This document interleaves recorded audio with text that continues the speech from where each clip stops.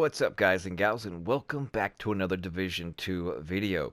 If you happen to be new to the channel, then ground and pound that like and subscribe button, and don't forget to turn on post notifications so that way you know each and every time a stream goes live or a new video is uploaded. All you have to do is reach up there and trigger that bell. Well, today we got update 3.0, and I told you in previous build videos leading up to today what the best setup would be for the LMG. The 311-7, that you're going to get your tankiness as well as tons and plenty of excess damage by way of the LMG, and if you so choose to anyways. And this is how I done it.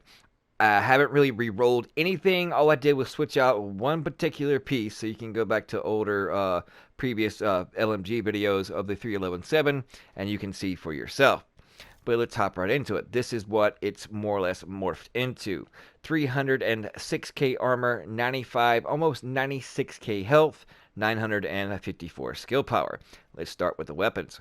We have the Black Market M60E6, 31.6k, of course with unhinged Allegro transmission, and then of course our mods are accuracy, rate of fire, reload speed, and more accuracy. And then we'll go over to the military MK46, 31.2k base damage with unhinged, 10% rate of fire by way of Allegro, everlasting, and of course the mods by way of accuracy, rate of fire, reload speed, and stability. Now let's go on to the gear. I know this looks kind of a little unorthodox, but since you can get, a lots of health on certain things, and Ghillie Guard is the best way to do so. You can get 2 defensive slots and a utility on your chest piece. You can also get a defensive and utility on your backpack. Some come with just straight up 2 defensive. And then of course you can get an additional utility on your gloves, 2 more defensive mod slots on your knee pads, and the holster is the only one where you actually get 2 offensive. But in this case, since we are utilizing Compensated, of course, On the Ropes, Spotter, and of course, Bloodsucker, you could go with Unstoppable Force, but I found in PvP, just as before this update, it's even more relevant now to use Bloodsucker. So let's start with the chest piece first. So, for having 3 pieces, but really we have 5. We have 5% total armor, 20% hazard protection, and since we're utilizing Spotter, we get plus 15% pulse skill power. The attributes, plus 15% total armor, 6% weapon damage, and of course 359 skill power. It had Berserk on this particular piece, so I opted to roll that off, and since I'm a fan of Bloodsucker, I went with Bloodsucker. Depleting an enemy's armor adds a stack of 25% bonus armor for 10%, max stack is 6. 11 or more, I have 13 defensive Legos. In the first defensive mod slot, 6879 health, 4% health regen, 1047 armor regen. And then of course just utility. Basically we just want to adapt for the 3.5% reload speed, because every little bit of reload speed we can get, then that's what we want. And the other defensive mod slot, we have 5655 armor, 445 armor regen, and then 2.5% total armor. Now moving on to the 18,119 armor. Then of course we are utilizing patience. And then in its mod slots, we have 8167 health, another 808 armor regeneration, 1183 armor on kill, and then in the other mod slot, we have 4065 armor, 2.5% total armor, and then 2876 armor on kill. Now going on to the backpack. 12,610 armor, 6% cooldown reduction, 4.5% weapon damage, of course, on the ropes and hardened. And the mod slots, we have 5107 armor, 3% total armor, 16% or 1619 armor on kill. And then, of course, we have grenade and explosive damage by way of a utility mod slot. On to the mask. 5% health, and then 11,684 on health. This piece actually has not been re-rolled. I'll probably end up finding a larger base value, probably around the 14k mark. As you can see, that would actually bump up my health only about 3k, so I'll be almost right at 100k health. And of course, we are utilizing Spotter. 20% weapon damage to pulsed enemies. And then, of course, we have in our utility mod slot some more explosive damage. But of course, if you don't know what On the Ropes is, I apologize. It's really, really late. It's like 3 a.m. where I'm at, so I apologize. But On the Ropes, weapon damage is increased by 25% while all skills are on cooldown. So basically, the premise is, before I go any further, is while your pulse is out, you get 20% weapon damage. When your pulse is on cooldown, since you use the chem launcher, you can drop your little pool at your feet. Then by having I have more than just 2, even though you can't really stack them anymore to get burst healing, it's good to have extra ammo so that way you can toss them on the ground, so that way it puts both skills on cooldown along with more or less your pulse and then your chem launcher, so that way when both are on cooldown it procs On the Ropes. So no matter what, you have 20 or 25% weapon damage at all times. And then, of course, on the gloves, 69, 65 health. I'm waiting to get a better pair of gloves so I can roll an extensive, larger amount of LMG damage. I do have a pair that has 9%, and I figure I would wait because I accidentally deconstructed a pair that had 11%, so that would bump it up even 5 more percent. So once I get that, then I will definitely throw that on there. But compensated weapon damage is increased by 15% when critical hit chance is below 20, requires 3 or less offensive Legos, and we have 3 exactly, and some more explosive damage. So you kind of get the theme with this build.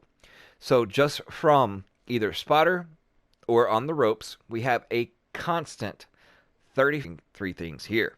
And then you add in the damage from your chest piece, and then of course your backpack and the additional LMG damage on your gloves. It packs quite a punch. Now, you can opt in to just go with a Petrov backpack. I have quite a few with, the exact qualifications I need. But as you see, my health basically stay the same, but I drop significantly in armor. It drops all the way down to 284, and they don't have any defensive mod slots on here. Yes, I'm sacrificing the 5% off devastating, or even things such as, say, filler up.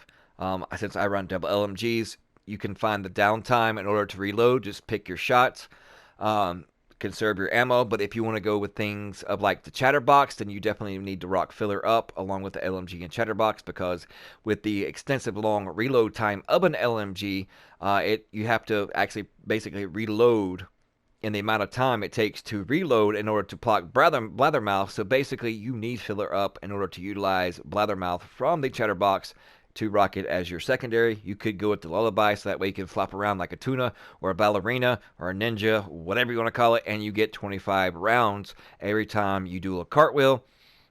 It just depends on personal preference. I, for one, likes the double LMG, and I don't mind giving up 5% weapon damage, as you can see, for gaining a significant chunk in armor, almost 20k in armor. So that little 5% damage for 20k in armor, I think it's a fair trade-off. But if you wanted to, you could go with the likes of, since you can't go with the Ghillie Guard, or you're going to be in the same boat you are now, I usually go with the Fenris group with the Devastating, so that way I got additional skill power, so I can have even more puddles of green goo, I should call them, out of your chem launcher. But, this was the best way. I, tested it throughout the day as soon as I got home from work, and this was my best option. Really, really tanky, does significant amount of damage, as you can see. And I'm going to send you over to some gameplay to show you that, but also leave the gameplay link in the description below. It's a full gameplay from the stream. It was 2.5 hours worth, so definitely check that out. This is the build that I was rocking, but I'm not going to take up any more of your time. I'm going to go over to the character sheet, and we're going to go over them as follow. 25% crit damage, 65% headshot damage, yada yada. 13.5% reload speed bonus. Weapon handling minus 25%, all weapon damage bonus 30.5%, and of course LMG damage bonus 31%, for a total of 61.5%, all going to the LMG.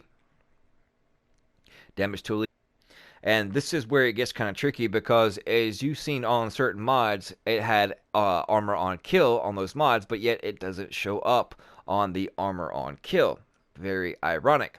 And if you add up the values of the armor regeneration on those mods, there's a little discrepancy there as well, as far as the exact amount of armor regeneration. I went back, done the math. You can do also, but yeah, as far as the armor on the kill, not really showing, but yet the armor regeneration technically showing, but that's coming both from mods. There's a little bit of a glitchy thing there, but hey, it's birthing pains, new patch.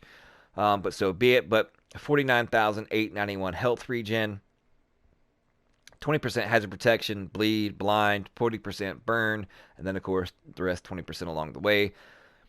954 skill power, 6% cooldown, pulse skill power 1097. So we get a little bit of more radius out of our pulse if we actually have a mod, and I will go into that. No defender drone cheese here, folks. But in the chem launcher, as you see, I got the +2 ammo there. And that is the duration. But see, I don't meet the duration part. So that is quite okay. But I do have the 940 with the other way around, using the Petrov piece and then using the Fenris group, A and B group holster. Then I could easily meet that and actually have +3 ammo. And then, of course, the pulse. I got the cooldown duration, but it ain't exactly come across the right one. 1670 skill power. The cheapest one that I found as far as for radius wise when it comes to pulse is around 1400 for around 26%. A friend of mine actually got it, read it off, couldn't share it, so I'm on the search for actually a radius mod to put in it. But it is a lot of fun. Be sure to go check out the live stream where I immediately start running this build. It is a lot of fun. There is a lot of action going on in the dark zone. So if you're not in there wanting to test out, what builds you have, what the changes are, how the tankiness is, then be sure to go check that out for yourself, or you can just watch my live stream from last previous night. And of course, I'll be having another live stream coming up tomorrow night as well, around 8 p.m. Eastern. So tune in so that way you know what's going on. We'll be doing a lot of theory crafting. Thank you guys so much for the love and support, and we'll see you fudging later.